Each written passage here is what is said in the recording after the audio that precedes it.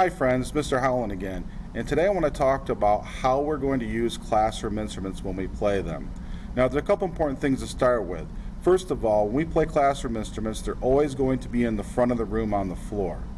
Now there are three important things that you need to remember about those instruments. One, when you go play an instrument, you're either going to be sitting or kneeling by the instrument you're going to play. Every once in a while we'll stand up to play the instrument, but otherwise you're just going to be sitting or kneeling.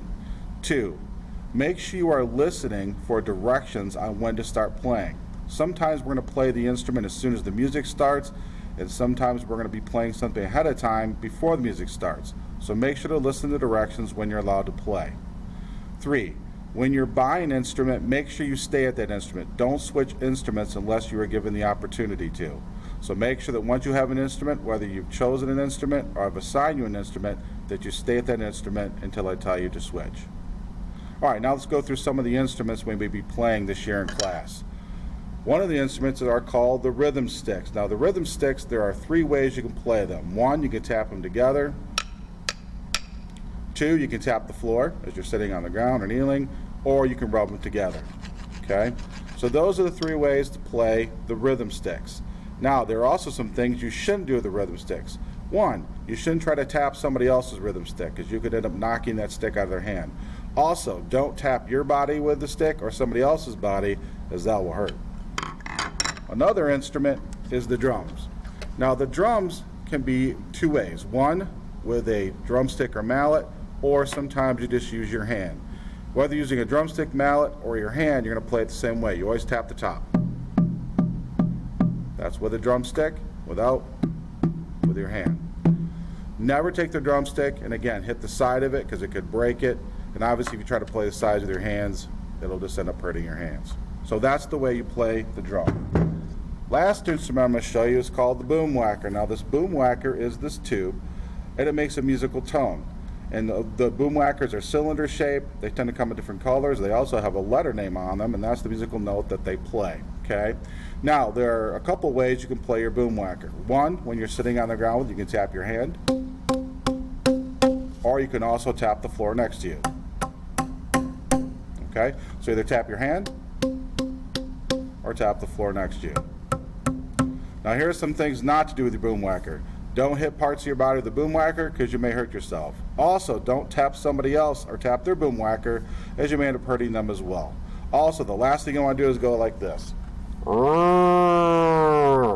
Don't put the boom whacker to your mouth. Even though it sounds like a lot of fun, the problem is that people put their hands on these boom whackers, there's germs on them, and you put them to your mouth, you get their germs in your mouth. Okay, so that's just a few of the instruments that we are learning how to play.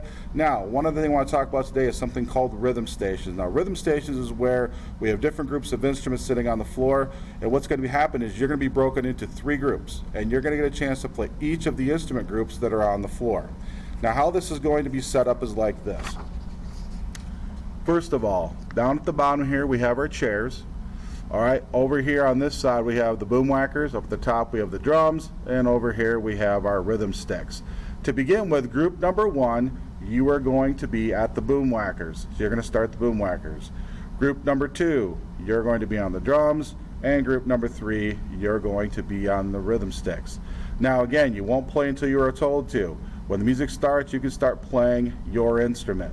Now at some point as we are playing the instrument, the music is going to stop. Whenever the music stops, you are going to stop playing the instrument you are on. Then you'll get directions to switch. Now here's what's going to happen when you switch. With your group, you are going to move to a new set of instruments. So, for instance, group number 1, you guys were over on the boom whackers. You're going to move over to the drums, and you're going to play the drums in the next rotation. Group number 2, you're going to move over to the rhythm sticks, and group number 3, you're going to move over to the boom whackers. So then what's going to happen is you have a new instrument to play. The music's going to start again, and you get to play your new instrument. At some point, the music is going to stop, and when it stops, you are to stop playing the instrument you were on. Then we're going to have our last rotation. You will be told to switch. So you're going to go to the last set of instruments you have yet to play. All right. So if you are group number 1, you're going to come over to the rhythm sticks, which you haven't played yet. Group number 2 is going to go over to the boom whackers, and group number 3, you are going to be on the drums. So that is how rhythm stations work. So no matter where you start in the rhythm stations, you are going to play all the instruments at some point. Okay? All right, take care. And remember, in music, we're here to learn about music and have fun. See you soon.